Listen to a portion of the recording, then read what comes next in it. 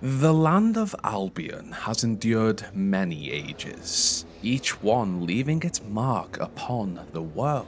But to understand those eras and how Albion came to be shaped by them, we must travel all the way back to the very beginning.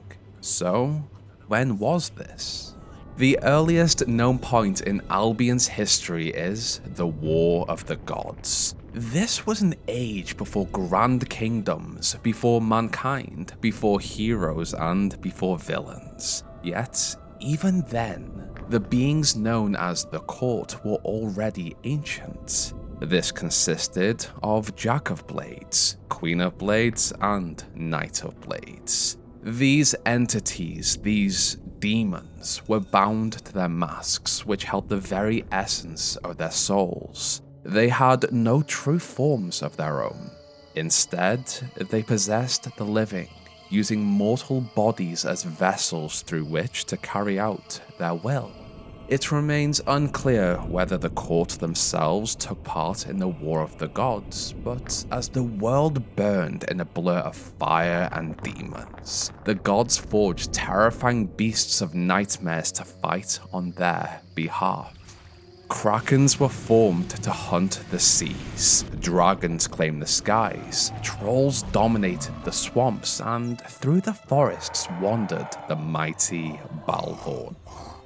How the War of the Gods came to an end is unknown, like so much from Albion's earlier stages. What is known, however, is that when the devastation finally faded, the court withdrew to their netherworld realm, the Void, a place of pure chaos and power. Over the centuries that followed the war, without interference, Albion blossomed. The scorched earth flourished into verdant forests filled with fae. Lakes of fire cooled into flowing rivers, and the oceans rose to form stunning islands. As for the monstrous creations of the gods, they adapted. The trolls wandered the wilds, the Balvorn continued to hunt in the woods, and the Kraken conquered the 9 seas. Then came the humans. They knew nothing of the war that had scarred the land they inherited. Years turned into decades, and decades into centuries as mankind evolved, adapted, and fought to survive. But in a land shaped by the destructive powers of gods, even a single wrong step could bring terrifying consequences. The Balvorn feasted on the flesh of thousands at a time. It is said that at one point, a human survived this attack, but he did not succumb to his deathly injuries. Instead, he changed into something new, a monstrous hybrid of Balvorn and man, the first Balverine. And from him, others were born, cursed into existence by his attacks. Through such a dangerous period, humanity still endured. They established villages, farmed the land, and fought back the beasts that plagued them. The Balvorn faded into history. Humanity learned to avoid the dark magic of the fae-filled forests, to watch out for trolls in the wild, and to survive in lands that had once seemed impossible to tame. Even the Kraken withdrew, moving farther into the depths of the 9 seas. And so began the Age of Man, a time of peace and tranquility. But it would not last.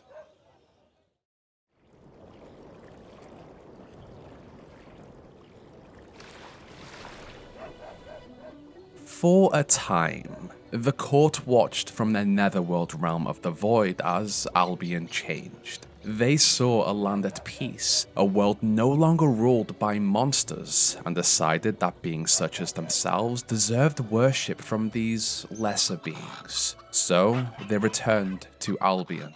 Humanity had endured generations of hardship to reach this point, and when Jack of Blades, Queen of Blades, and Knight of Blades appeared before them and demanded their submission, they refused. Angered by this disrespect, the court unleashed their power upon Albion until the earth was scorched once more and the skies were thick with smoke. And still, mankind stood strong and refused the commands of the court.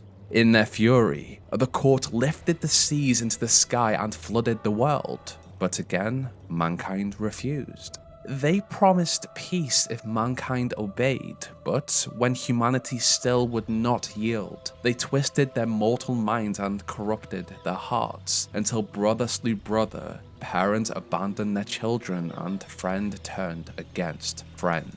It was only then that the humans accepted defeat and offered their submission, devotion, and service to the court. And thus, a new age began, one of worship under the demonic entities of the chaotic void.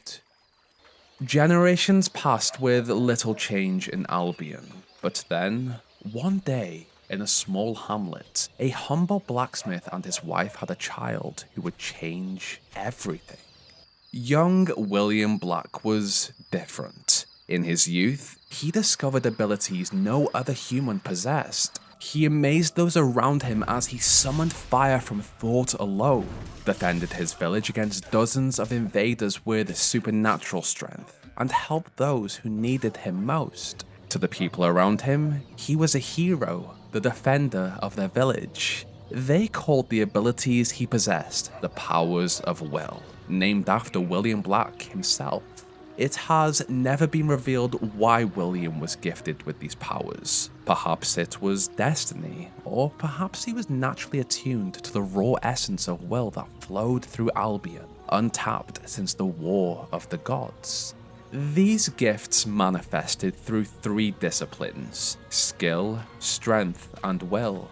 Skill granted speed, accuracy, and guile. Strength came through a hardened physique and good health. And finally, will allowed him to wield magic, summoning electricity, twisting minds, and healing wounds. With these gifts, young William Black hoped he could one day free Albion from the dominion of the court. This growing power had not gone unnoticed by Jack of Blades. Here was a human with access to incredible gifts, and Jack sought to enslave him. One evening, as William read an ancient tome chronicling Albion's history, he found himself pulled into the void.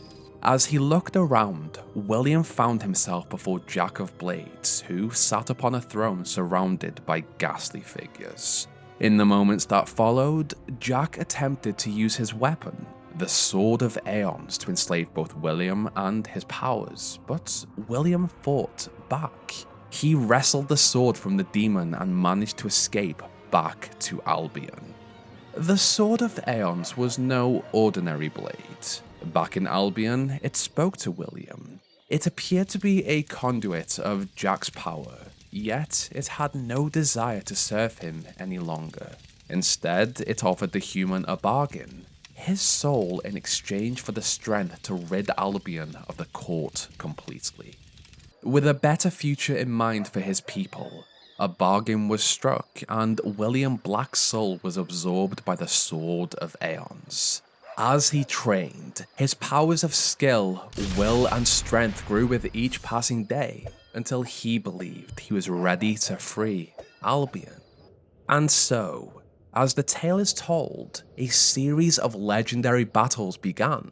William Black, the first hero, scaled the peak of Albion's highest mountain and challenged the court to combat. It is said that the Knight of Blades appeared first, but his vessel and soul were destroyed swiftly by William and his sword. Next came Jack. Enraged by this human's defiance and by the theft of his sword, Jack fought to reclaim what had been taken from him. But without his source of power and against William's extraordinary gifts, Jack was no match. The vessel he possessed, just like the knight's, fell. Yet, before William could destroy the demon's soul, it escaped back into the void. It was here that only the Queen stood before William and a greater future for Albion. And for weeks, they fought across the land. Mountains were raised and valleys formed as they clashed, but eventually, the Queen's vessel and soul shattered beneath William's blade. The defeat of the court freed Albion from their terrible reign, and for his heroism, William Black was hailed by the population as their Archon, the first king of Albion. However, in the void, Jack's soul began to recover, biding his time until he could recover his sword and strike again.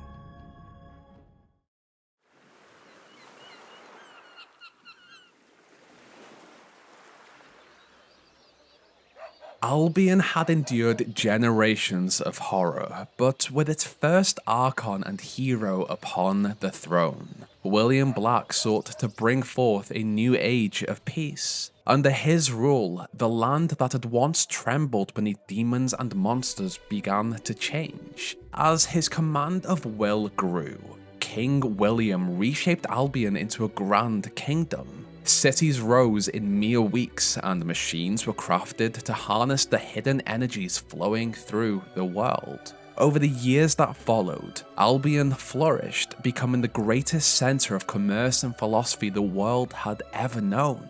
As villages and hamlets spread beneath the banner of the Kingdom of Albion, William personally added to the population. His children were born with the same gifts he possessed, while others amongst the population learned to draw on will without being born to it. This was Albion at its height, a kingdom of invention, exploration, expansion, powered by will. It was during this period that the population began to experiment. Stone carvings were endowed with consciousness and given a single purpose by their creators. The most common of these were demon doors, crafted to guard the entrances to small realms and the riches hidden within them. These entities even devised games and riddles to test those who sought access. This is the official story of the creation of demon doors. Darker rumors linger, however. Some say these carvings were once human, cursed into eternal servitude. While Albion cities flourished, there were some who sought a simpler life. A group of monks left the comforts of the kingdom behind and traveled to the harshest place they could find, the frozen north. There, surrounded by bitter winds, they founded an abbey.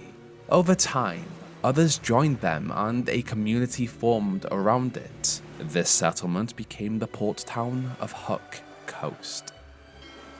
To explore the lands farther north and to make the dangerous journey across the sea possible, the Archon ordered a lighthouse to be built along the coast. Its purpose was to guide sailors through the treacherous waters and help them survive the depths beyond. It was for this lighthouse that the Fireheart was crafted, a gem designed to not only project the Archon's power across vast distances, but also summon the ship of the drowned from the depths of time.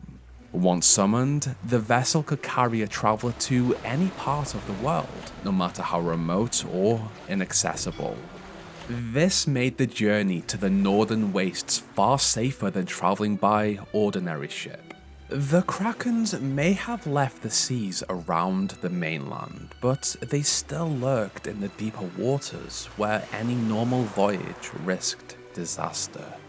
Despite this harsh environment, the kingdom founded two new cities here.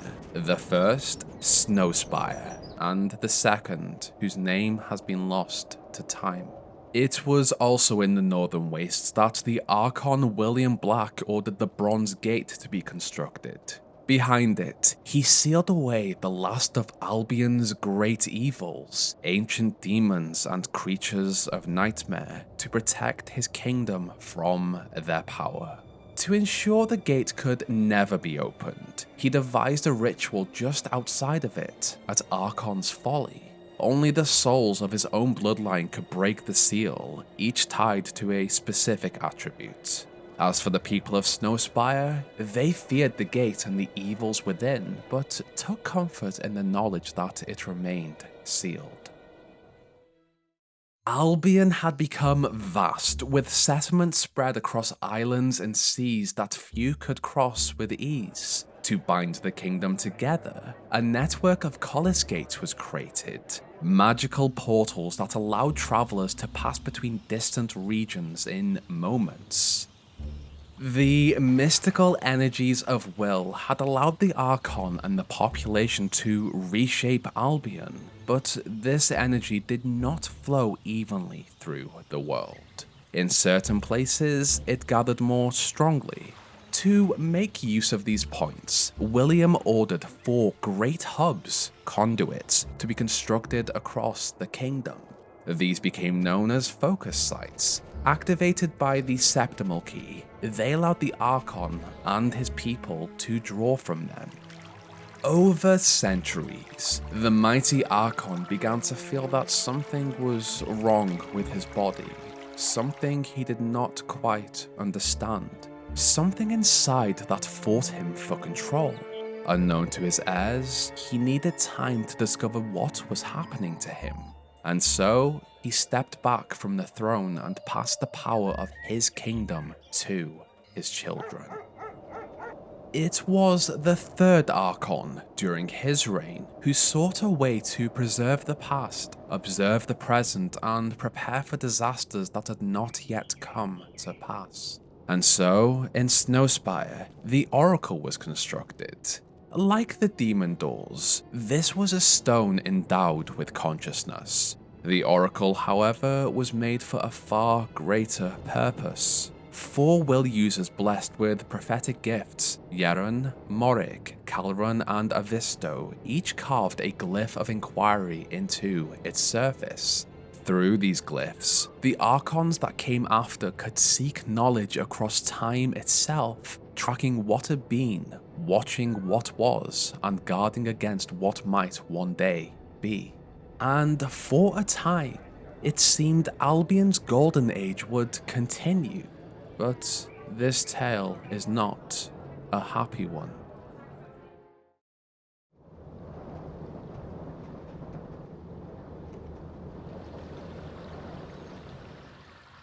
As the kingdom continued to flourish, not all who wielded will used their gifts in service of Albion.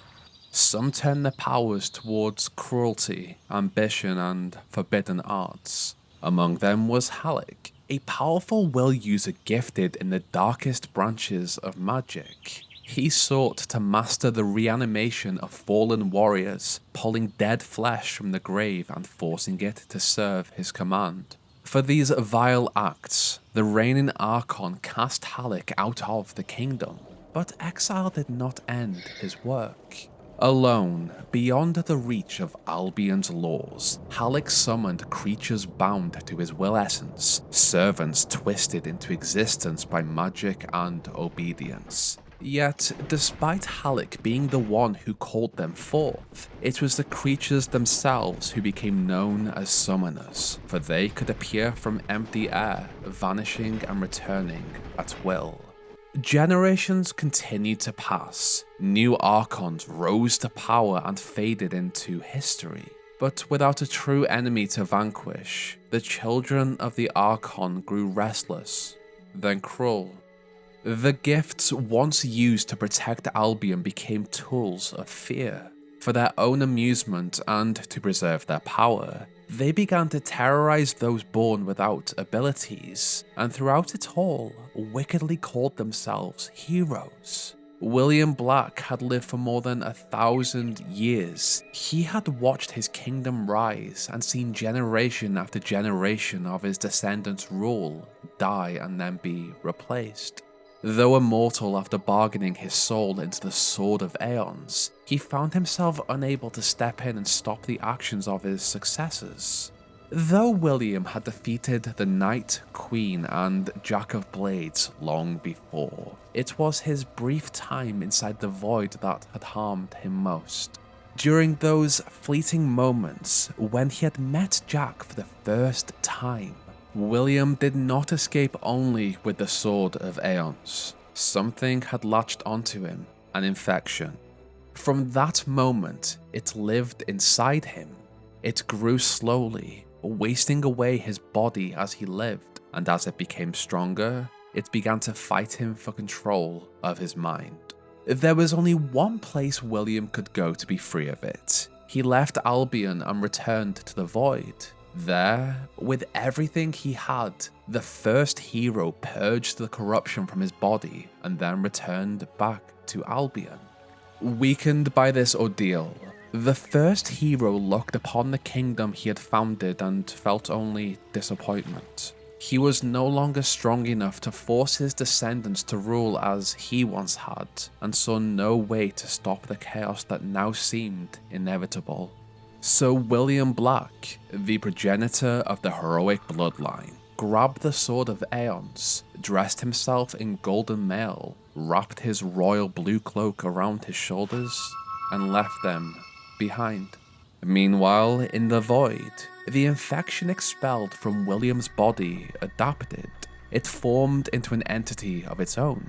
Having lived within the hero for so long, over 1,000 years of memories and actions, it believed itself to be the true Archon of Albion, the true King William, a corrupted echo of the first hero. And as its new form grew stronger, the corruptor waited for his chance to return to Albion. Back in Albion, without William's guidance and with corruption from the Void beginning to seep into the kingdom, each Archon grew crueler than the last. Other entities also soon found their way to Albion as well and brought their own chaos with them. It was in a thriving city close to Snowspire that one man encountered these sinister entities. The tale speaks of a town whose people were as peaceful and content as any in Albion, yet among them lived a man who longed for something more. In pursuit of this, he reached out beyond this realm and made contact with a sinister force. They offered him wealth, they offered him power, but gave no warning of the price. When the pact was made, the man received the influence and gold he desired. However, he did not have it for long. The next day, this necropolis fell in an instant. The devastation came so quickly that, even now, its ghosts still wander the streets, unaware that they no longer belong to the mortal world. Though it has never been confirmed, I suspect the entities he contacted were the Shadow Court, not to be confused with the Court of Blades. This trio of demons offered extraordinary gifts to those desperate enough to accept them, but at a terrible, unknown cost. This was not the first town they would ruin.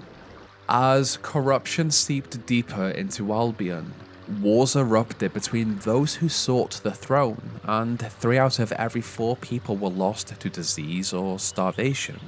Albion became a much darker place.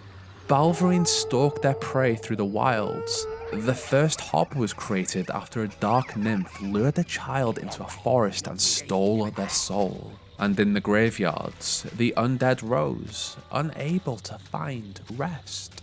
A new age was on the way. It would not be a good one.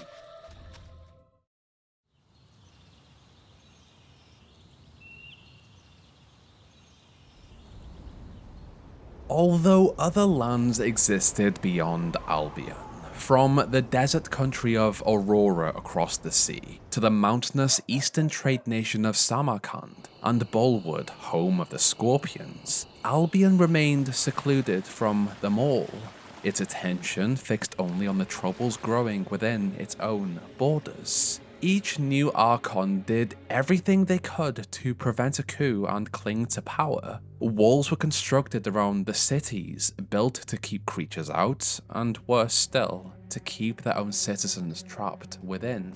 Some children were encased in armor from birth, chosen and trained to serve as the Archon's personal guards. Curfews forbade the population from leaving their homes after nightfall, and when an alarm was sounded, every citizen was ordered to appear without question. Any who defied these laws were executed along with their families. It was during the reign of the last Archon that the Spire was constructed. crafted as a conduit for all the magic in the world. It was designed to grant him the power to bend reality with a single wish, another desperate attempt to hold on to power. What this Archon could not foresee, however, was that gathering so much will energy in one place had weakened the boundary between Albion and the Void, and a tear opened between the two realms. As the rift grew wider, the Crawler, chief lieutenant of the Corruptor, readied itself for battle.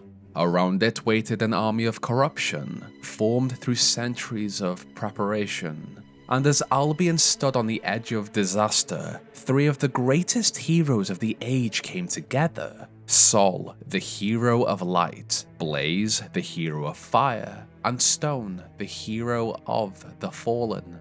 They fought the Crawler as it emerged, but even together they could not defeat it. Instead, they managed to imprison the creature within Shadelight Dungeon in Aurora. With this threat still looming over Albion, 5 prophets foresaw the end of the kingdom as they knew it. To prepare for the destruction to come, and to ensure the Fireheart did not fall with the rest of Albion, they travelled to Hook Coast and removed it from the lighthouse. Then, carrying the gem that had once amplified the Archon's power across Albion, they entered the Primal Demon Door, the first of its kind ever to be created. The prophets of the Fireheart foresaw that the gem would one day be needed again, when a new kingdom rose and faced a great evil. To ensure that future came to pass, they sealed themselves within glass cages, shielding their bodies from the Fireheart's energies while they waited in this timeless pocket realm beyond the Primal Demon Door. There they remained, silent and preserved, until the day came when their guidance would be needed once more. Upon their return to Albion, Sol, Blaze, and Stone knew the leader of the corruption would emerge at any moment. To stop it, they channeled their powers directly through the rift and into the void. But the force required to close the tear was greater than even they could endure. In an instant, the spire shattered and unleashed a surge of will energy that wiped out everything within the kingdom's walls, along with the population trapped inside them. As for Sol, Blaze, and Stone, they were crystallized into willstones and scattered across the land. As the devastation closed the rift, it flowed outwards across Albion, striking every town and city in its path.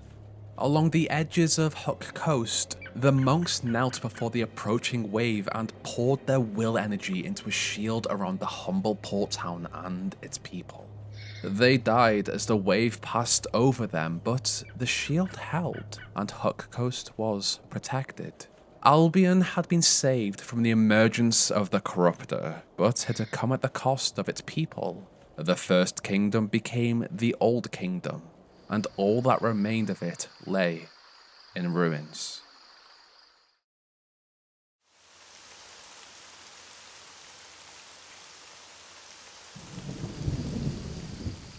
The fall of the Kingdom of Albion ended an age that had lasted for thousands of years, and with its collapse, the Cullisgate network fell silent.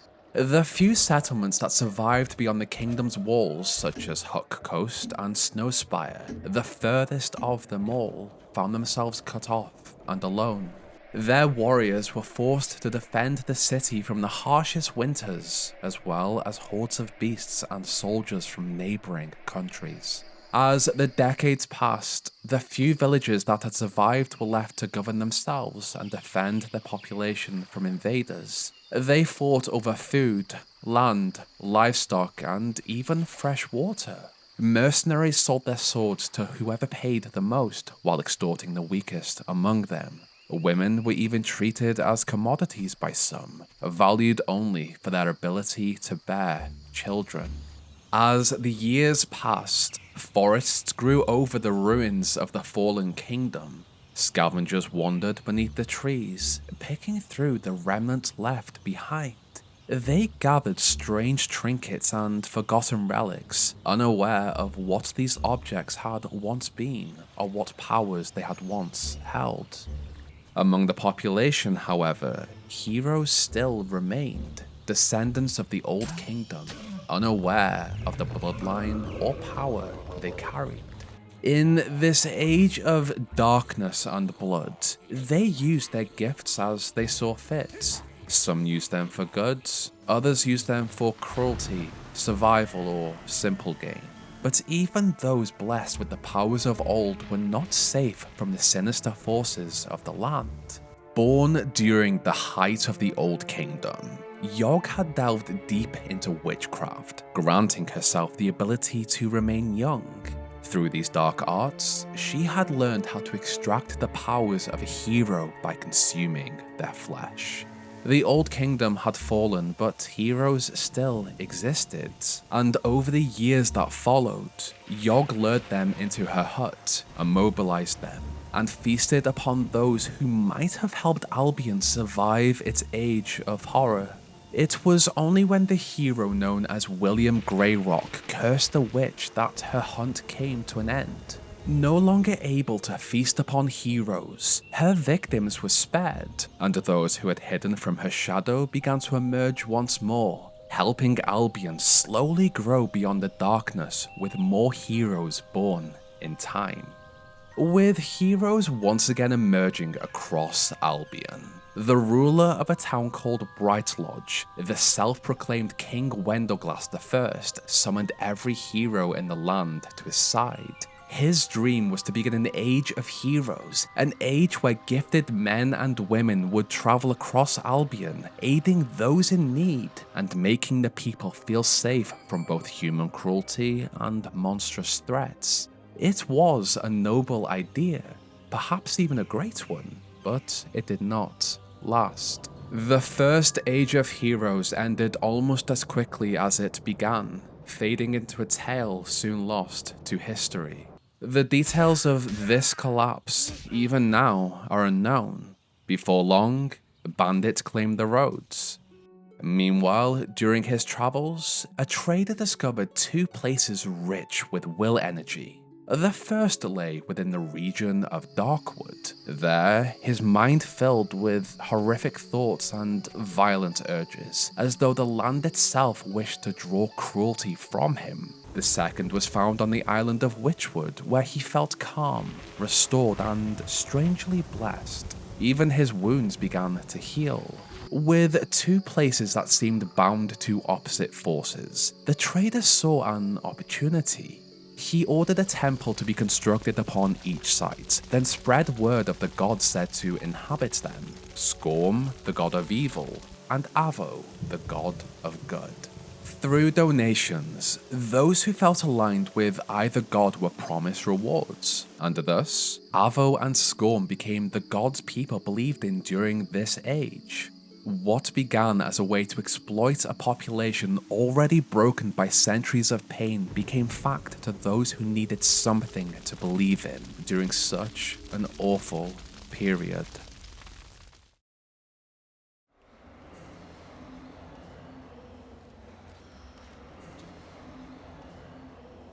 Many centuries had passed since the fall of the Old Kingdom, and from afar, William Black had watched it happen. But now, with Albion standing on the brink of its end times, he believed he could no longer remain hidden. This hero was no longer the son of a humble blacksmith, nor was he the Archon who had once ruled from a throne. William Black returned to Albion under a new name, Scythe. Though a shadow of the hero he had once been, as a result of the infection he had purged, Scythe sought someone who could fix his land. He found him to the east. It was here that a mercenary by the name of Nostro piqued his interest. Though a bandit by action, he was a hero by blood. Young Nostro was driven by an ambition to leave his mark on the world, and Scythe believed he could guide this man, his gifts, and his drive to restore Albion, to fix the damage his children had caused. Given such a remarkable opportunity from the old wizard, Nostro accepted Scythe as his mentor and was taught how to become a leader of men, just as King Wendelglass I had attempted ages before. Nostro set out to usher in a new age of heroes. To do this, the bandit hero travelled across Albion, from the swamps of Darkwood to the forests of Greatwood and even to the Balverine-infested island of Witchwood. He sought out men and women who possessed the heroic gifts of skill, will, and strength. To each of them, Nostro offered purpose and adventure, to use their gifts not as weapons but as tools to unite their land. And so, with Scythe's guidance and a group of heroes by his side, Nostro returned to central Albion. It was here, just north of Greatwood, that he founded what would become one of the most important institutions in Albion's history, the Heroes Guild. As construction of the physical guild commenced, Nostro was trained by Scythe in the ways of the will, as the rest of the recruits were trained in their heroic disciplines. When their training was complete and they graduated from the guild, these newly forged heroes ventured out across Albion. They restored the ancient Collisgate network, drove back the evils that plagued the roads and villages, and forced peace. As a wave of calm slowly settled over Albion, within the grand structure of the Heroes Guild, Scythe stood in the Chamber of Fate. He was weaker than he had once been, and knew how powerful the Sword of Aeons still was. If it got into the wrong hands, then Albion would suffer the consequences. To secure a future for the next generation, he decided to seal it away. Scythe drew the Sword of Aeons and placed it at the center of the Chamber of Fate. Then, with every ounce of magic he could muster, he enchanted the chamber itself, hiding the blade from the world and binding its return to a ritual.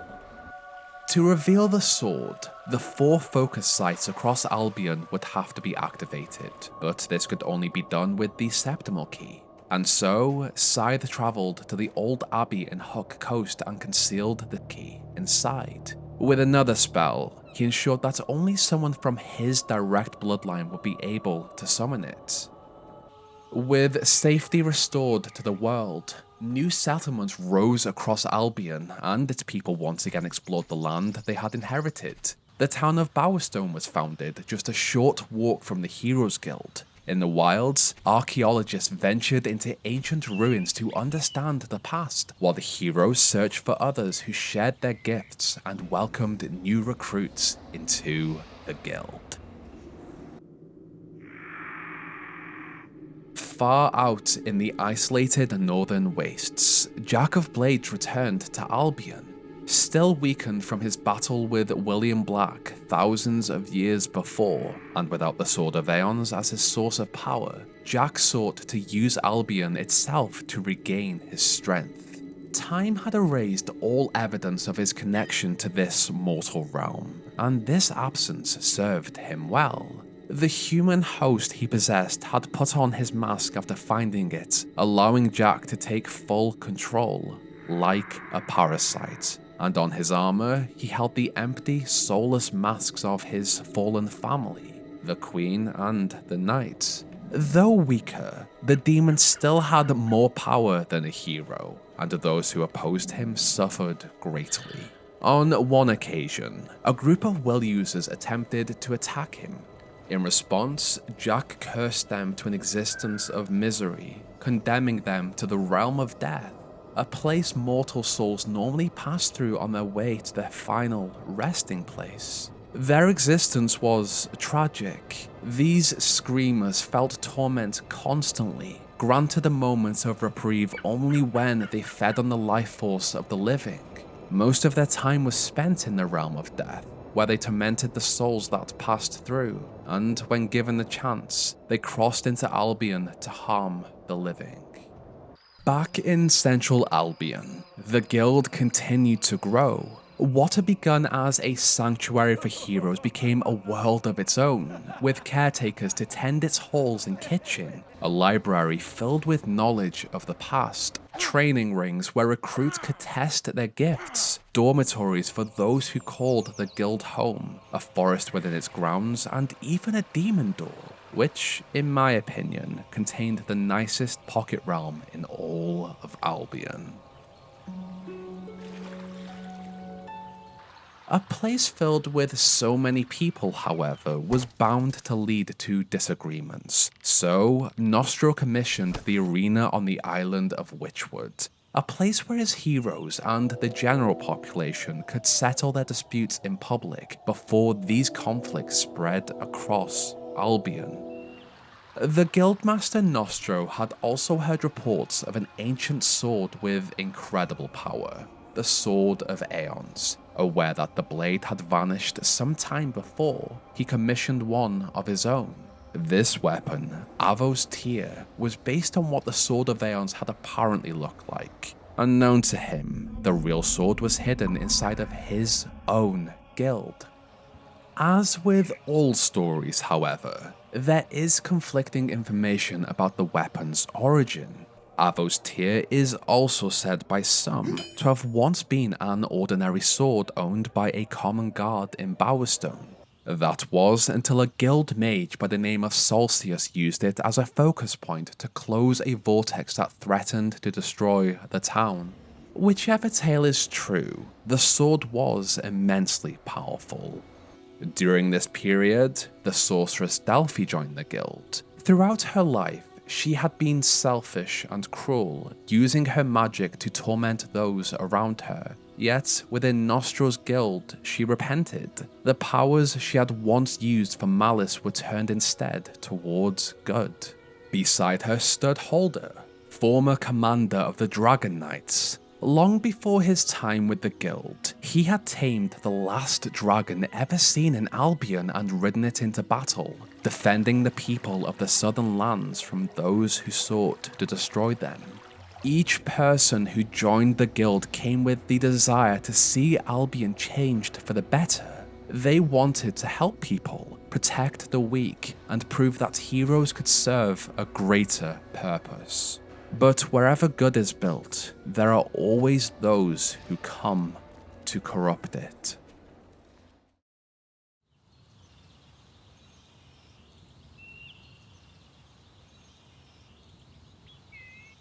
Nostro had dedicated his life to the restoration of Albion. Under his command, the Heroes Guild had been founded as a force for good, a place where gifted men and women could serve the people rather than rule over them. But when he met Magdalena, that vision faded. Magdalena was power-hungry and patient. Over time, the courtesan twisted Nostro's ideals to match her own, to please her. Under Magdalena's influence, the Witchwood Arena was transformed. What had once been built as a place where disputes could be settled before they could spread across Albion became a theatre of blood, violence, and public spectacle. The guild changed with it. No longer did its heroes answer the needs of the people. Instead, the institution Nostro had built became a house of mercenaries, where quests were taken only for gold and reputation. Once again, Scythe watched as one of his bloodline fell beneath the influence of another corrupting force.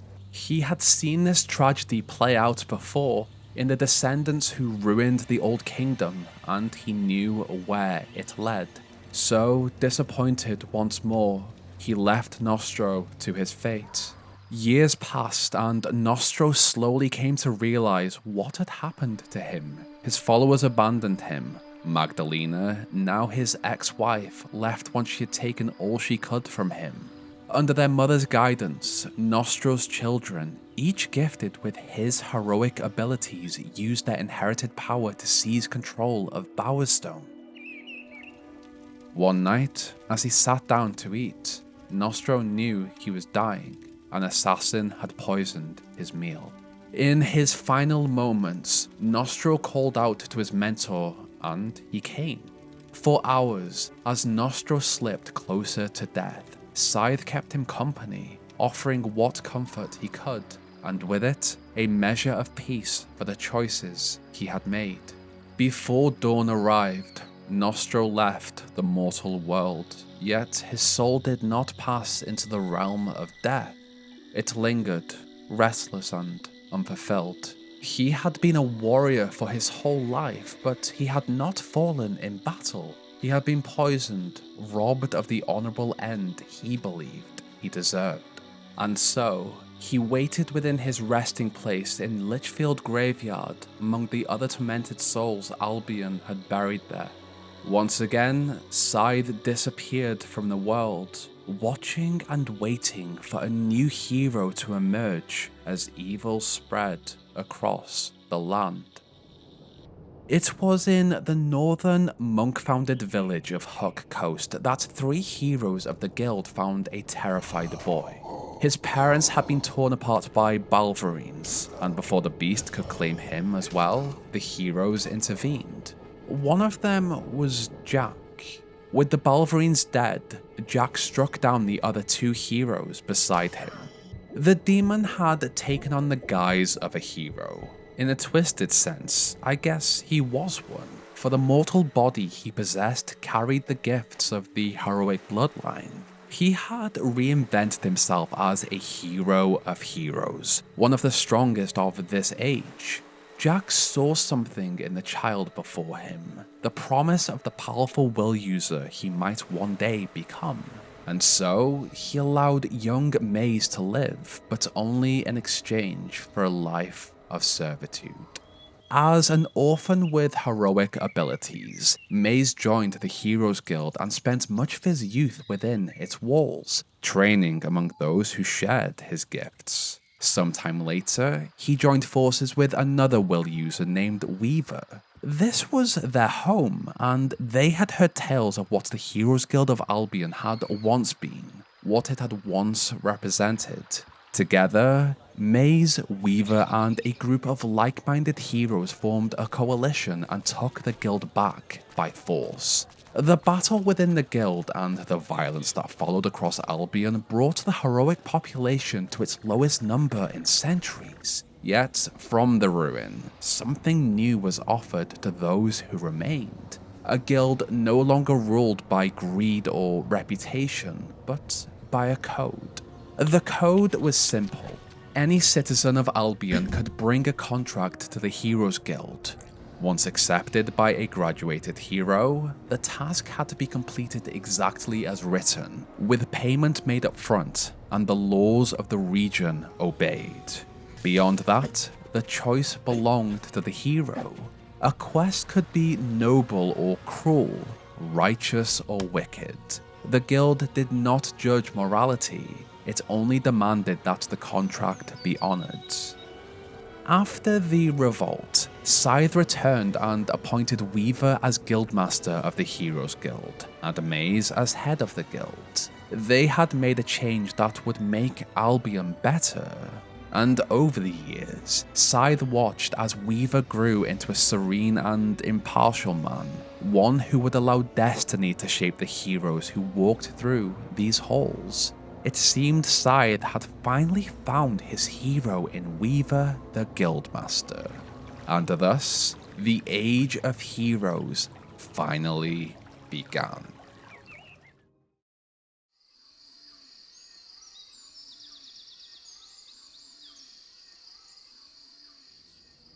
Through the halls of the Heroes Guild came many champions, revered by the people they protected and entertained.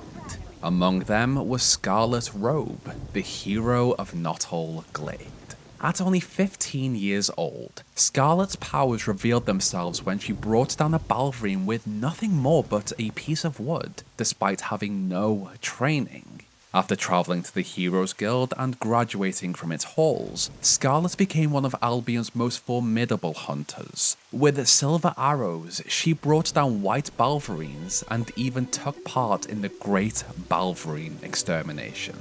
It was through the Witchwood Arena that Scarlet gained immense fame, becoming the first female champion in its history. but it was in southern Albion that her life changed completely. During a journey through the woods, she was attacked by 12 Balverines. Scarlet killed them all, but when the final beast fell, so did she. A local woodsman named Brom discovered her broken body and carried her back to his village of Oakvale. There, he nursed her back to health, and in time, the two fell in love. Together, they had 2 children. First, a girl whom they called Teresa, and later, a boy. Albion had finally stabilized, settling into a long-awaited age of peace. Heroes wandered the land and accepted quests from those in need, while new hamlets rose to shelter a growing population. Demon doors continued to toy with travelers who passed them by, guarding their hidden treasures with riddles, games, and strange demands. And each day, the Inquisitive uncovered more ruins from the Old Kingdom, reminders of the age that had come before. Even Jack of Blades took part in this new era as a member of the Heroes Guild. He fought in the Battle of the Bloody Harvest, a victory later commemorated with a sundial in the picnic area near Bowerstone. But beneath Albion's peace, Jack had already begun planting seeds of corruption across the land, and he would continue to do so until the Sword of Aeons was his once more. As daily life continued across Albion, a hero came from the South Islands, Thunder, who sought a better life for himself and his little sister, Whisper. During their journey north, their boat was attacked by a nest of krakens. Thunder called down lightning upon the beasts before diving into the ocean with Whisper in his arms. Behind them, the boat was torn apart, along with the men still aboard. But Thunder carried his sister through the waves and kept her alive. 2 days later, they were found upon Albion's shores, and from there, they began a new life.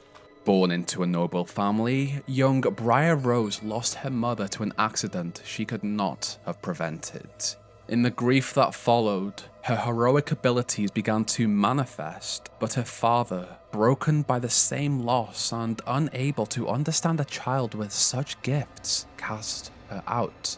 Briar found refuge within the Heroes Guild, mostly in the library, and there, as she trained, she began a new life.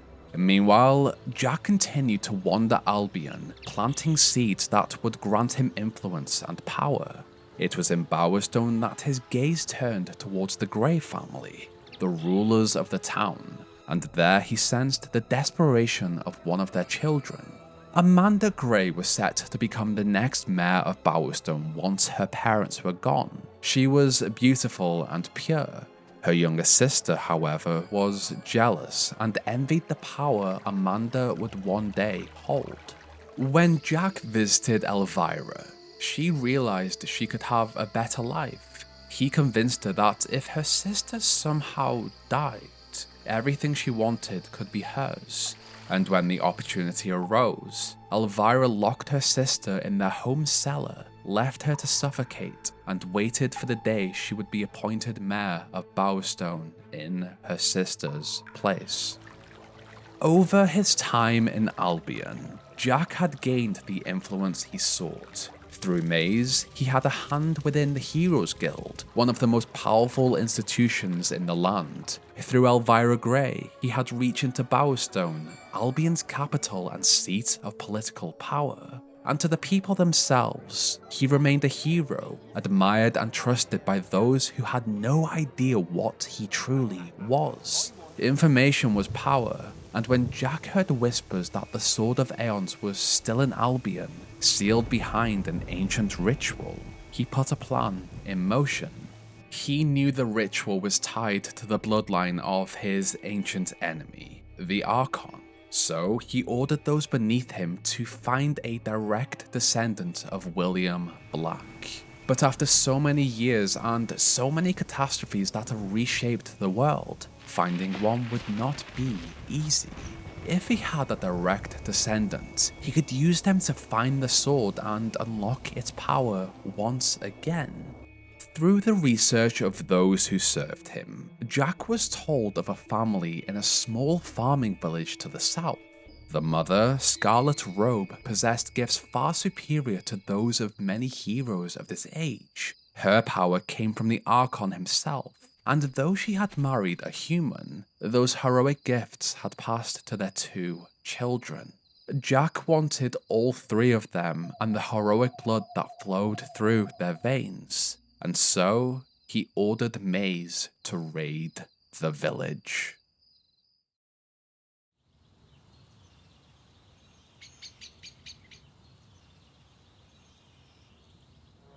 Deep in the forest of Albion lay the small town of Oakvale. Unchanged by time and untouched by the sword, here lived a boy and his family, a boy dreaming of greatness, of one day becoming a hero, just like his mother. His sister Teresa was used to their mother vanishing for days at a time on guild missions, while their father remained behind in Oakvale to care for them.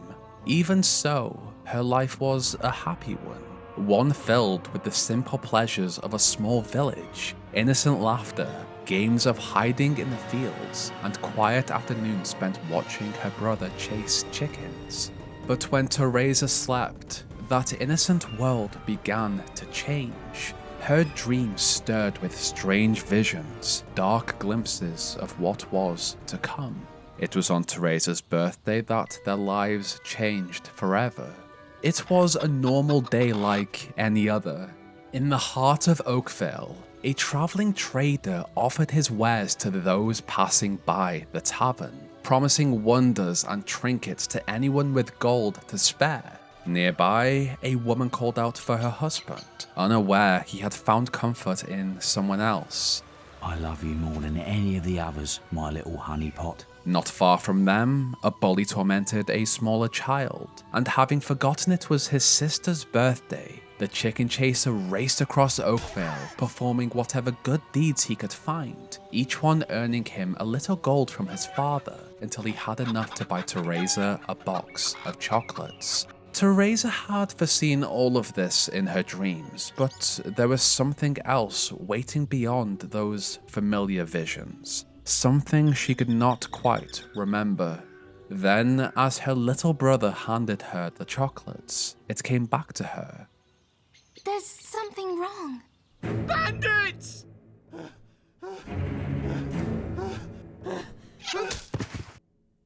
It's really happening. They're here. You've got to hide.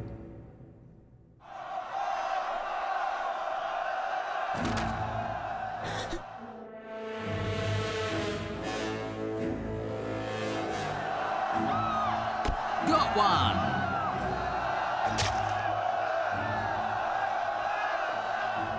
Fire and screams filled the streets, and smoke filled the air as the bandits Maze had hired went from house to house, searching for the family that carried the Archon's heroic bloodline. In the chaos, Teresa ran back to her home and watched as her father was slaughtered in front of her, before her mother was dragged away. Then Jack appeared. As she wept, the demon, this abomination, asked the young girl where her brother was. All Teresa could do was stare. For this, Jack drew his blade and tore out her eyes. There was a flash of light, and then only darkness. As Oakvale burned, the bandits searched for the young hero, but he was nowhere to be found. Frustrated by their failure, Jack left the once peaceful farming village with Scarlet as his prisoner. Through his influence over Bowerstone's Bargate prison, he ordered her to be held there so that he could force information from her about her bloodline and study the power it contained. Back in Oakvale, the young boy wandered through the carnage left behind, and eventually he reached his home and discovered the body of his father.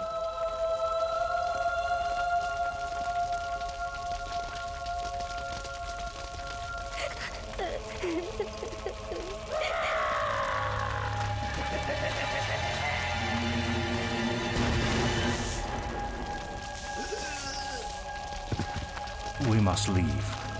It's not safe here. They're all dead. You don't want to join them, do you? Then give me your hand.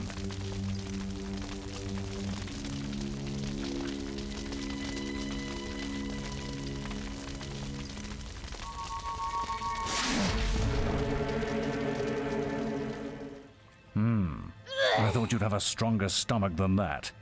Come on. Save your energy, boy. It's not me you want to fight. You might not realize it, but I just saved your life. There's nothing left for you in Oakvale, and if you'd stayed, you'd be as dead as the rest of them. Come with me.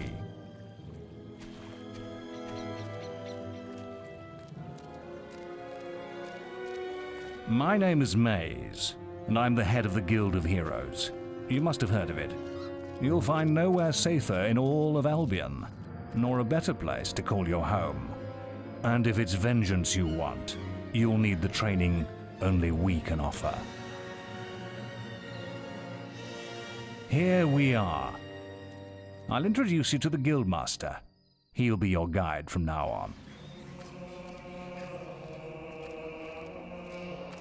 I have a new student for you. Put him in the dorm upstairs, with the girl. You don't look much like hero material to me, but Maze knows what he's doing, I suppose. Well, follow me then.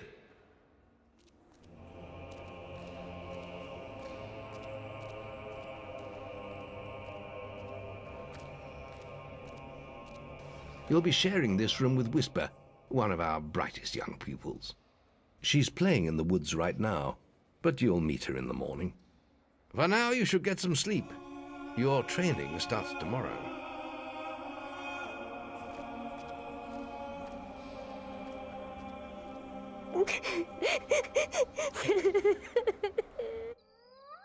As the chicken chaser of Oakvale met his roommate, Whisper, and began to settle into life at the Heroes Guild, his sister walked a different path.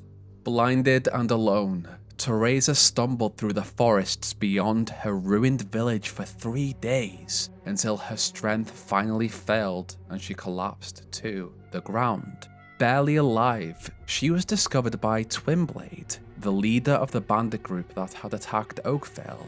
Twinblade was a hero of strength. He had once been a member of the Heroes Guild, until he abandoned its halls and used his strength to unite the local bandit groups into one great force, with himself as their bandit king. Yet, when he saw the young girl lying helpless before him, he took pity on her and brought her back to his camp.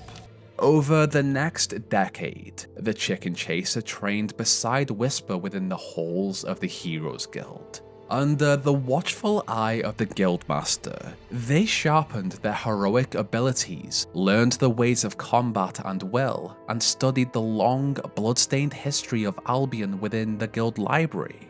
All the while, Maze watched from a careful distance. He knew who the boy truly was and kept him close enough to reach should Jack ever have need of him. He also saw something in the young hero. The old wizard was bound to Jack through fear. If this boy was as powerful as Jack claimed, then perhaps he could defeat the demon and free Maze from his service. Teresa meanwhile settled into a very different life. Among the bandits, she learned to survive. Though her eyes had been taken, her sight had not left her entirely. Her prophetic gifts and powerful will allowed her to see the world in ways others could not. As she slept, Twinblade listened. In broken whispers and half-remembered dreams, Teresa spoke of rival bandit factions, hidden dangers and events yet to come.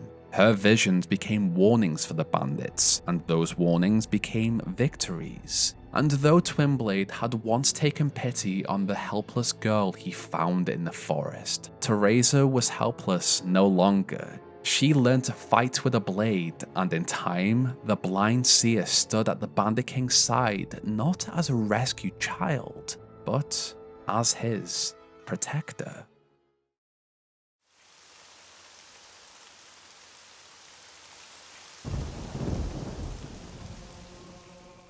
Following more than a decade of training within the Heroes Guild, the young hero graduated alongside Whisper from its halls and stepped out into Albion. As a hero of the guild, he accepted quest cards, lent his strength to those in need, and began to grow a reputation across the land. His first deeds were small, though no less important to those he helped. In the picnic area near Lookout Point, he drove back a swarm of wasps. In Bowerstone, he helped a man find a date for his daughter. Through the horrific region of Darkwood, he escorted traders past Balverines, Fae, Hobbs, and Trolls. Ah, help! Something bit me and left me for dead. Please, let me come with you. We can't let him follow. He's infected. He'll be eating our guts before we know it.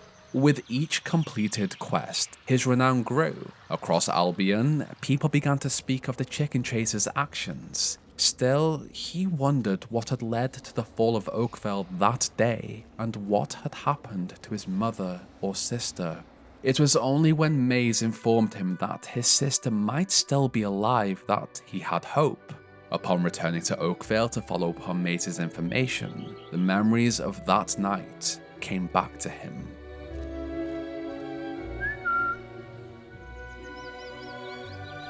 Hello, I remember you. We thought you died in that awful bandit raid all those years ago. So where have you been all this time? I'm afraid I've heard nothing more of your sister, and there's little else I can do. There is hope yet, though. A blind seeress lives among Twinblade's bandit clan. She may be able to tell you about your sister.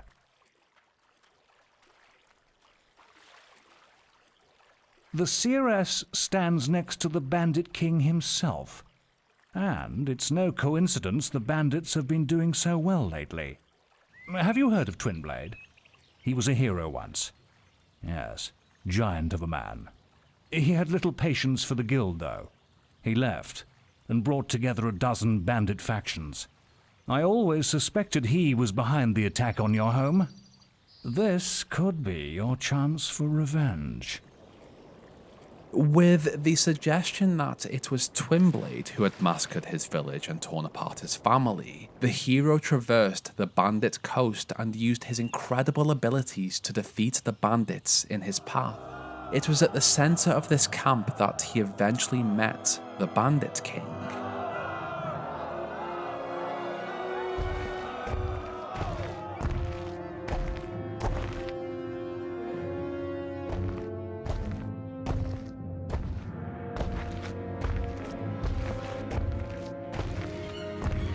She said a guild puppet would come, and here you are. My blades have been dying to meet you. Finish it quick then. I'd do the same for you. There you are. What's wrong? Don't you recognize your own sister?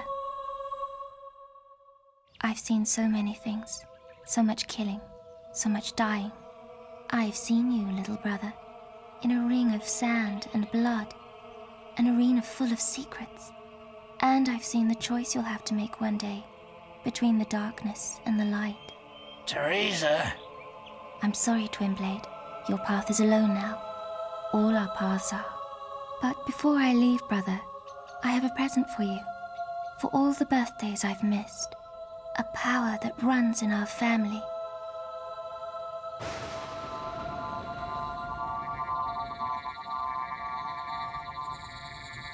He finds you when you're sleeping, and when the daylight fades.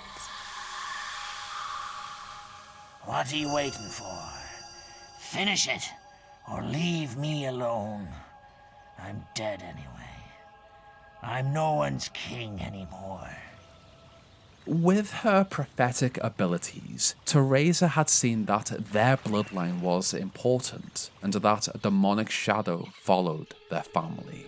This parasite had also begun to explore the connection between the first Archon and the deactivated focus sites. He had heard of an archaeologist who had studied them, but something had frightened the man into hiding.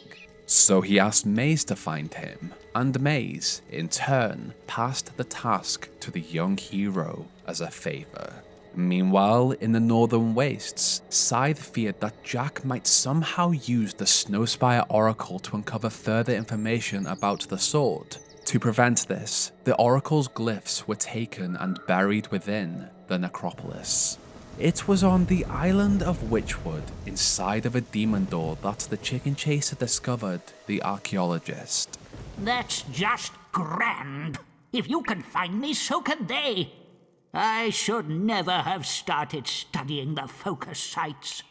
But how was I to know Jack was interested in them too? Yes, Jack of Blades. Look, I have no time to explain. You can read my journal if you want. I don't want it anymore. Now, if you'll excuse me, I'll be off. It's not safe for me here anymore, thanks to you.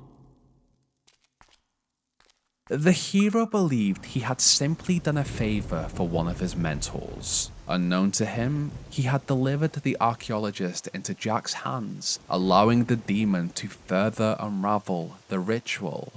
As foreseen by Teresa, the young hero went on to fight in an arena of blood and sand to boost his renown. Within, he followed his mother's footsteps as he faced the early trials of wasps and hobs. Then, in an unusual turn of events, Whisper was brought into the arena as his co-fighter. Side by side, the two guild graduates battled through Balverines, the undead, bandits, earth trolls, rock trolls, and finally Arachnox, the king scorpion. Round after round they endured, beast after beast fell before them. By the end, both the Hero of Oakvale and Whisper had survived every trial the Witchwood Arena had placed before them. They were arena champions. This should have been a moment of triumph for them both. Instead, something darker began to gather over the arena. Of heroes, Jack of Blades! I have returned. After an eternity away from you all, Jack of Blades is back. This arena is all that is great in Albion, and you all that is worthy of it. I am honored to stand before you again. And I have a proposal to mark the occasion. One final round. A fight to the death between the two heroes still standing. The winner will receive a special prize. The loser will have the privilege of dying before you. What do they think they're doing? They can't do this. I'm going to put on a good fight. But I'm not killing you. I can't kill you. We came here to put on a good show. And that's what we're going to do. Let's go. These two heroes had essentially been raised together, and although they had sometimes found themselves on opposite ends of quest cards, there was a bond there, but they were forced to fight. A conflict the Hero of Oakvale won. In this moment, he had a choice to make, to kill Whisper or let her live. If in that moment he chose to kill Whisper, her brother Thunder would never forgive him. If the hero honored their promise and spared her life, Whisper would leave Albion behind. Having lost the fame and renown she had spent years earning, she would return to the Southern Isles, the land she had fled as a child. There, far from the guild, the arena, and the shadow of Oakvale's hero, Whisper would find purpose again, becoming truly loved as their hero. Having made such a difficult choice, the hero left the arena and walked through the Hall of Heroes, victorious. And then he saw it, a statue of his mother in all of her glory. But even this moment of vulnerability was manipulated.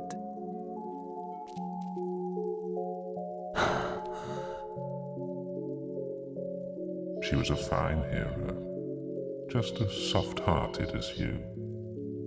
But her dedication came with a price. After her final battle, she was never the same. She lives now in complete solitude, crushed by her failure to save her family long ago. And yet here you are. I knew her son would end up here one day. It's in your blood. And in your sister's too. You should bring her to me. I so long to reunite you both with your mother. Just think of the happiness it would bring her. Over her years of captivity and torture in Bargate Prison, Scarlet Robe had refused to give the demon any information about their bloodline, but there was more than one way to make her speak.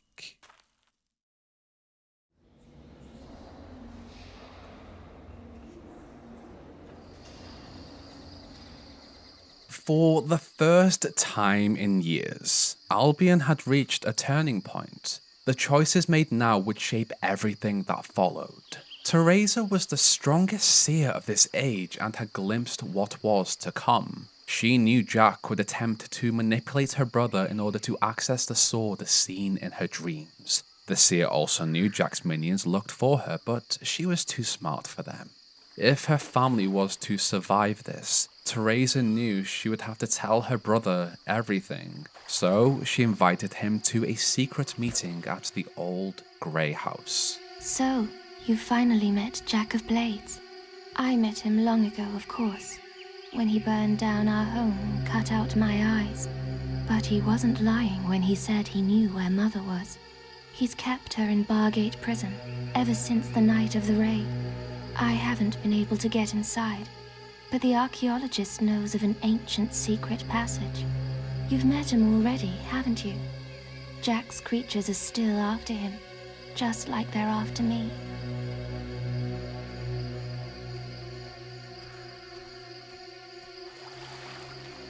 I can't stay here much longer. I've left the details in a quest card at the guild. You have to get Mother out. She's the only one who knows how to reach the sword. You did read the book I sent, didn't you?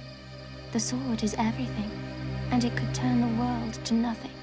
Oh, and Mother has a gift for you too. More power than you can imagine. Having read the book about the Sword of Aeons, the Hero of Oakvale now understood his family's connection to the ancient Archon. He also knew Jack of Blades had destroyed his family. Following Teresa's advice, the hero tracked down the archaeologist and saved him from Jack's minions. In return, the scholar pointed him towards Litchfield Graveyard, where a secret path could lead into Bargate Prison. The path, however, was sealed behind a demon door, and the door would only open after the hero answered the call of Nostro's restless spirit. My armor, my helmet, my sword and my shield. Gather for me in the path I shall yield. After the hero recovered Nostro's armor, helmet, sword and shield from the undead-infested graveyard, the grateful spirit granted him passage through the demon door towards Bargate Prison. But although Nostro's armor had been restored, his soul was still not at rest. He still longed for a worthy end in combat. Beyond this door and a treacherous hidden path, the hero of Oakvale was finally reunited with his mother.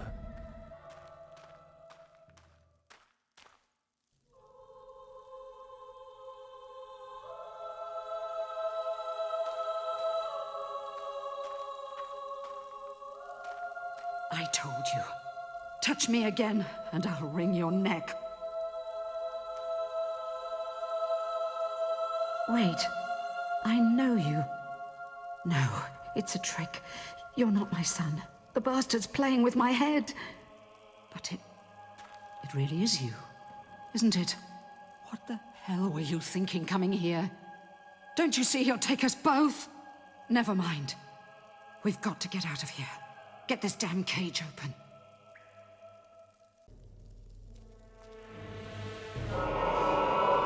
Jack! Come. It isn't polite I to leave without saying goodbye? Bastard! This child of yours is quite the hero, dear Scarlet. Did you know he's being crowned arena champion? You would have been so proud of him. It must run in the family. That and getting locked up in one of my charming little cells. You disgusting freak. Let him go. He doesn't know anything. Oh, I think you'll find he knows a great deal. You see, the arena seal I gave him has been showing me his every movement. It has been most entertaining. Digging up graves, saving old fools, meeting with that crazy sister of his. Teresa? Yes, it appears your darling little daughter is alive too. She's told him all about the sword, and that wretched bloodline of yours. And now, my sweet, you're going to tell me where the key is.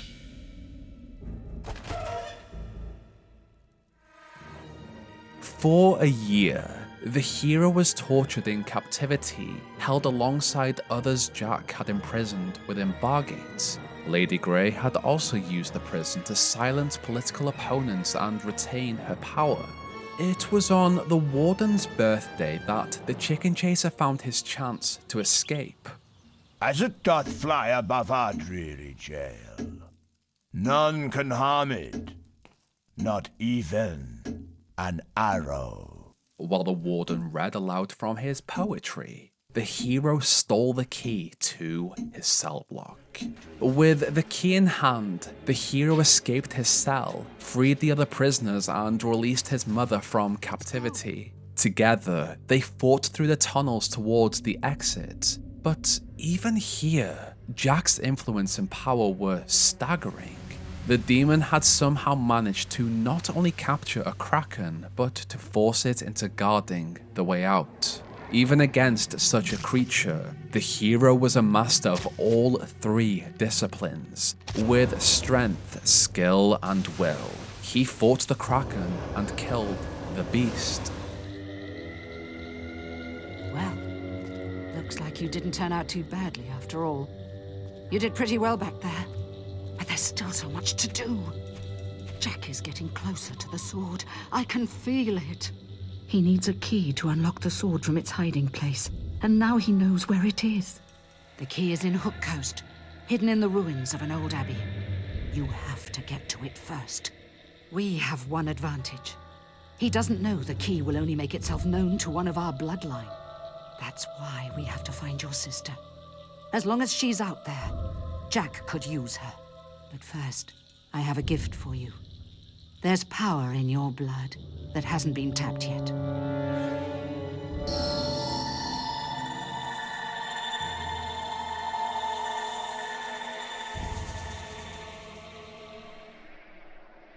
The hero's arrival in Hook Coast set a series of disasters in motion. He found the abbey sealed behind a barrier, one Scarlet knew how to remove, but before she could help him, she was captured by Jack's minions. The book!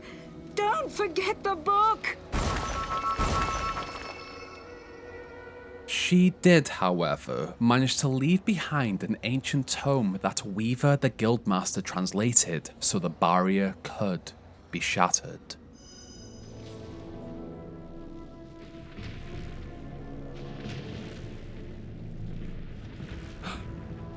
You're alive?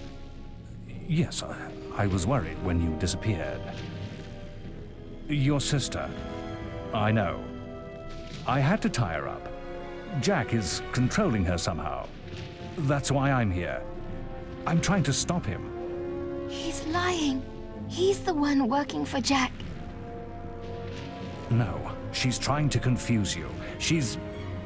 There is really no time for this, old wizard. Finish the ritual, Maze. I'd like my key now. It's almost over, and it will be easier with the boy here. So, you escaped my little cage. I'm surprised it took you so long. I trust you didn't lose too much of that precious blood of yours getting out.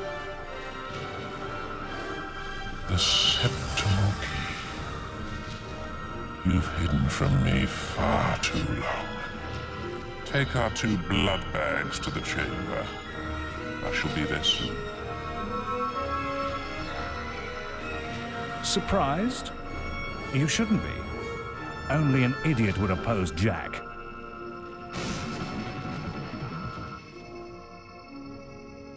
You can't win, boy. The world belongs to Jack now. Maze had hoped the Hero of Oakvale's actions would free him from his life of servitude to Jack, but fear still held him. He was too afraid to disobey an order, too afraid to believe life could be anything more than what the demon had allowed him. And so, the hero and Maze fought across Huck Coast. Like so many who had stood against this legendary hero in the making, Maze fell. I was wrong.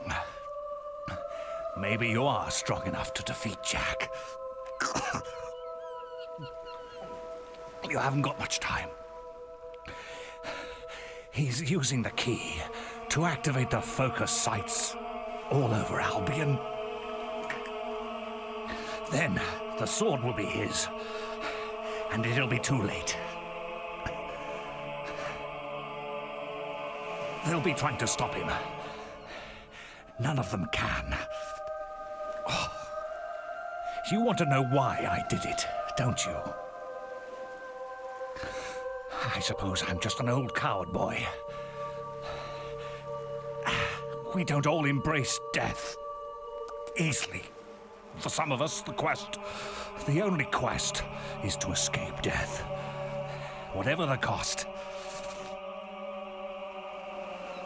And it looks like I failed.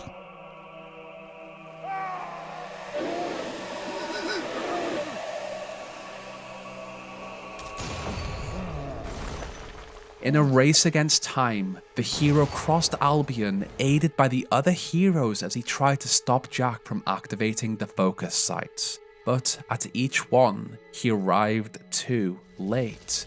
By the time he returned to the Heroes Guild, his home, he found its halls burning and the Guildmaster injured. There's nothing we could do. He has power like none I've ever seen. And he has your mother and sister too. If either of them dies, Avo help us all. Stop him, lad. For all our sakes, stop him.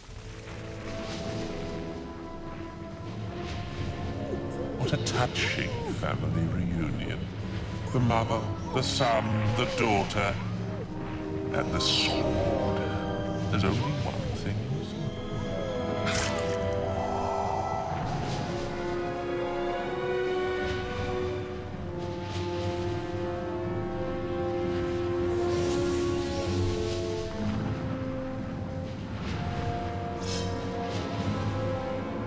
It's your blood next. Then I will make this world burn.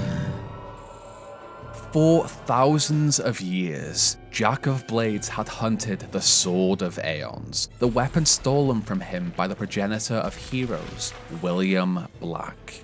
Scarlet's soul now powered the blade, restoring incredible abilities Jack had lost long ago. With Teresa sealed in place below him, ready to be sacrificed, only the Hero of Oakvale remained in his way. If Jack could kill him, the 3 souls of the Archon's bloodline would be his to use, and Albion would burn.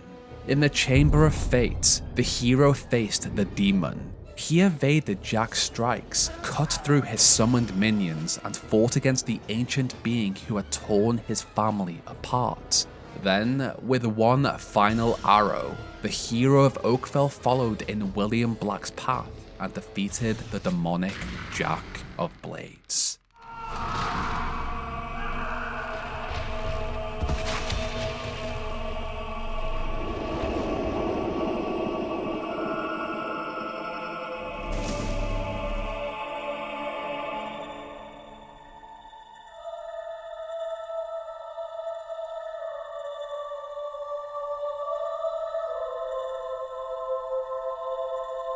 And now comes the choice I spoke of so long ago. Strike me down now with the Sword of Aeons, and you will become as powerful as Jack dreamt of being. Cast it into the vortex, and its darkness will be gone forever. So what will you do, little brother? The hero had won, but one choice still remained. There were different ways this decision could have gone, but canonically, the hero of Oakvale chose not to kill his sister. They're both where they belong now, lost forever. It's time I found where I belong. I know it isn't here. But this was not the end of his tale. Unknown to the hero, Jack had tricked the world into believing he was dead, just as he had done to William thousands of years before. His soul escaped back into the void. Without his corruptive influence, Albion settled once more, and its villagers entered an easier period of life. As for Teresa, she walked out of the Chamber of Fate and fled to the mountains of the east. She never saw her brother again. The thirst for revenge that had burned within me after my family's murder remained unquenched, even after Jack of Blade's death. Searching for answers, I wandered into the wilderness where I met many people. Some gave me shelter and food with no thought of payment or thanks. Others had less charitable intentions for which they would pay with their lives. And so it came to pass that my travels took me east to Samarkand.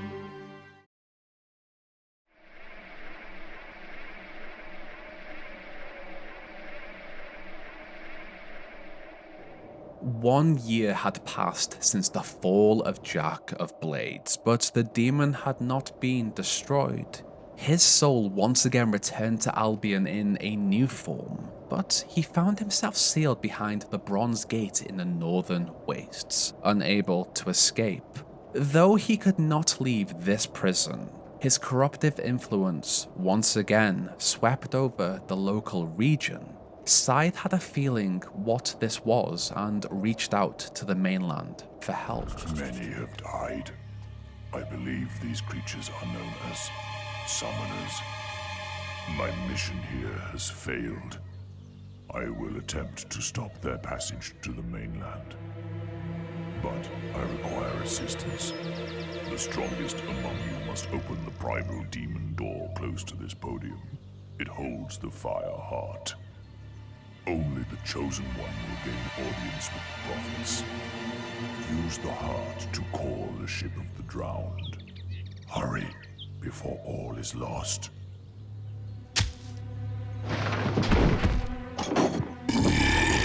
Scythe? Scythe! Oh, we've lost him. Scorn! The demon door awoke this morning, but none of us could get through. It says we're not worthy. It is up to you, hero. You defeated Jack single-handedly. If it will not open for you... The man's got a point. I'll stick to my speciality and hit the books. We need to know what these summoners are. Good luck. The hero of Oakvale was known across the whole of Albion. Though he believed his journey had come to an end, there was still work waiting for him. Many years before, the prophets of the Fireheart had foreseen this moment. Someone would come to save Albion again, and after proving himself worthy before the primal demon door, the hero of Oakvale met them at last. They had waited a very long time. We are the prophets of the Fireheart. It was your destiny to seek us out, hero. The beast arises in the frozen north. Only he who claims the heart can stop it. Its mystical powers will guide you across the sea. There you must face a force of such evil. Not even death can silence its fury. Oh, for crying out loud, just tell him to get us out of here. Yes, we were coming to that. To obtain the Fireheart, you must solve the mystery of day and night. And we'll finally be free. Witness the board before you. Each time you turn all the moons into suns, you'll release one of us from our perpetual prison. But fill the board with moon stones and one of us will perish, and the Fireheart will never be yours. What? I thought you said he'd get it even if he gets us all killed. I heard you. Quiet, you imbecile! Look, it's very simple. Solve the damn puzzle. You get the heart, we get out of this hole. Everyone's happy, all right?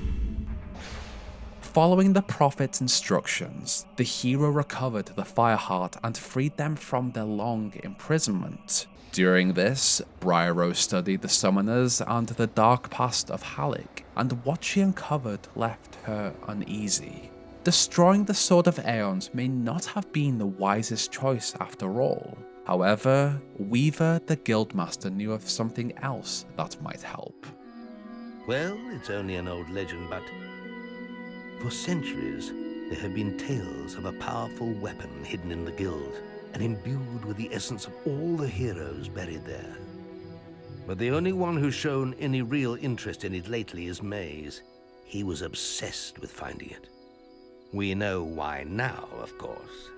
After some investigation, the hero stood before the tombs of the legendary heroes Delphi, Solcius and Holder, and their spirits deemed him worthy of Avo's tear.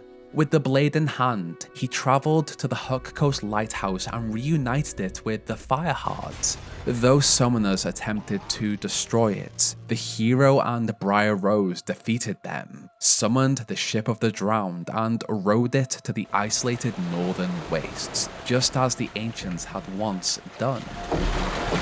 Well, here's your ride. Looks, cozy. It was here, in the frozen north, that the hero met his ancestor from hundreds of generations before. Of course, he did not know this.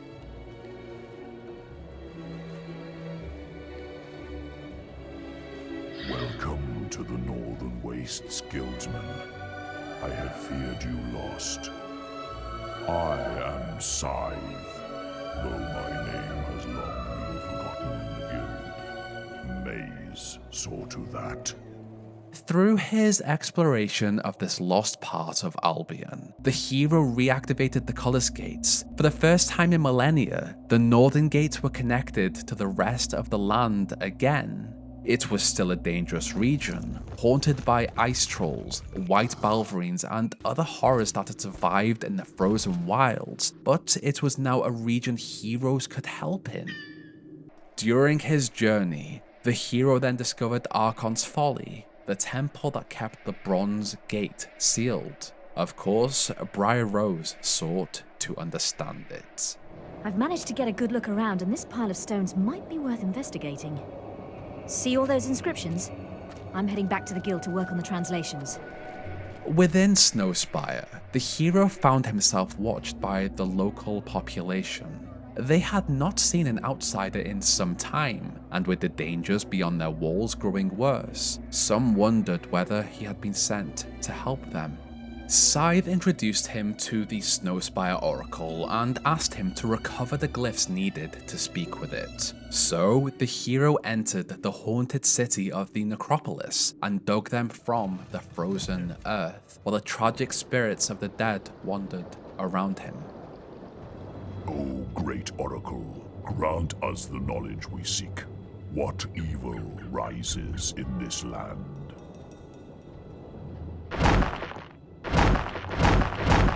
The prophecy is fulfilled. The guildsman is here.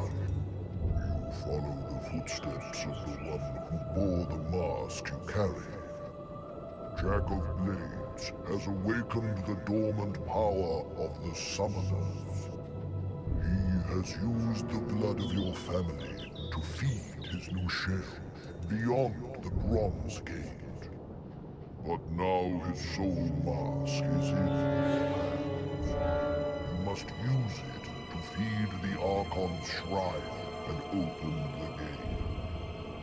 Go now and face your destiny. Over the following days, Briar-Rose and the hero worked together. With Jack's new form preparing beyond the Bronze Gate and his corruptive influence spreading through the northern wastes, Briar transcribed the shrine and uncovered what it required. To open the way and face the demon once more, the hero needed the souls of 3 heroes. First came the soul of the king of the arena. For this, he was given a choice: kill Thunder and claim his soul, or return to the arena and take a soul waiting there. It is unknown which soul he chose. I guess it depends on who tells the tale. We figured out the second inscription. It says, "The Heroine." I can't think of anyone who fits the description better than Scarlet Robe, your mother. There's always me, of course, but as you can see, I'm still alive, and I plan to stay that way. And once again, the hero had to make a choice. With it made, the Soul Shrine received its second offering. In time, he discovered the requirements of the final sacrifice, the oldest soul. For this, he had the choice between the Guildmaster and Nostro. For Nostro, the choice carried a strange mercy. After centuries of waiting, this was his chance to face one more battle, to be defeated in combat, to earn that long rest and finally move on. You reclaimed my weapons and armor and brought me peace. Now, I offer my soul in return. But I am Nostro, and mine is a warrior's soul. You must take it in battle so that I may stand proud among my comrades in the afterlife. The choice the hero made remains unknown. Whether Nostro's soul was taken or the Guildmaster was offered in its place, the hero returned to the shrine with the final soul it demanded.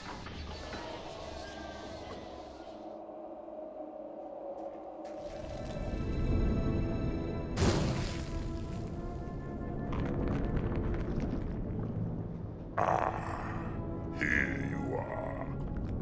It's been a long wait, but I knew you'd free me eventually.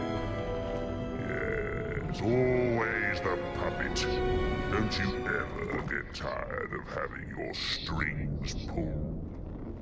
I am no mortal man. The gods and demons you fear and worship are as nothing to me.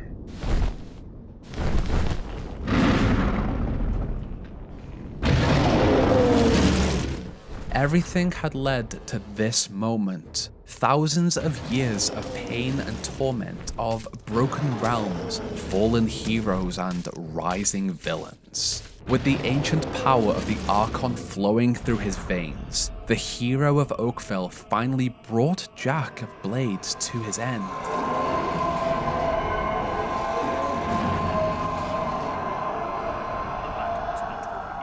You must destroy the mask. Whatever you do, you must not wear it.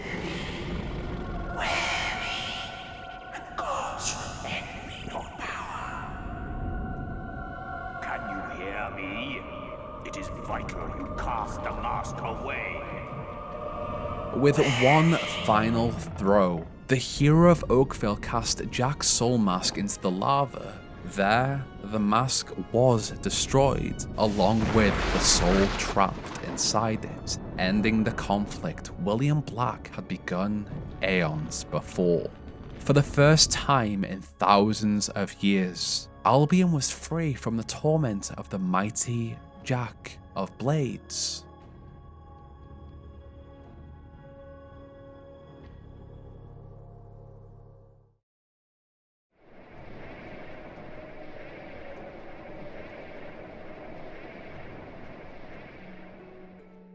And so, our story comes to an end.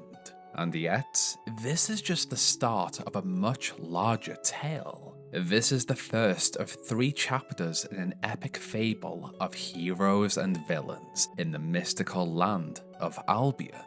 While this was the story of the first hero, William Black and his bloodline against an ancient enemy, this is ultimately the origin story of Teresa, the blind seeress who would use her powers to guide the population of Albion for centuries to come. The old kingdom may be gone, but its artifacts are still in the world, waiting to be discovered by adventurers. And without a great evil to spread corruption in the world, what becomes of the Heroes Guild? There is still so much more of this story to tell. What became of Scythe?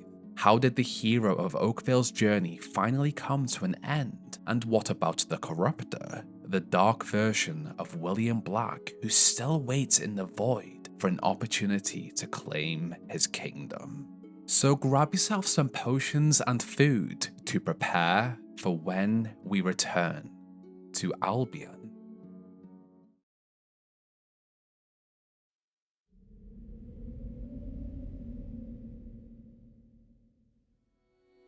Okay, so I haven't posted in a while. This took a lot of work. I originally planned to put every Fable game into this timeline, but I realized pretty quickly that it would take forever to do a complete story in this much detail, so I decided to split the timeline into 3 videos. I loved working on this, and if you've made it this far, I hope you enjoyed it, and thanks for sticking around, Hero. Interestingly enough, Fable was actually the first timeline I made on this channel. That was 7 years ago, and the video was only about 10 minutes long. I guess things have changed since then. With Fable being in my top 5 series of all time, I wanted to go all out to make this the best it could be. I want to shout out Chick, who hand paints my thumbnails, and as you can see, he did an amazing job again. He also crafted this masterpiece. I really felt like William Black's story deserved a fresco, just like the Hero of Oakvale does, and this tells it pretty well. I cannot overstate how much I love this, and just look at the brief I gave him. It came together. As usual, the thumbnail will be on YouTube memberships and Patreon. I'll also put the fresco on there too. If you could subscribe and share, that'd be great. You know, all that good stuff.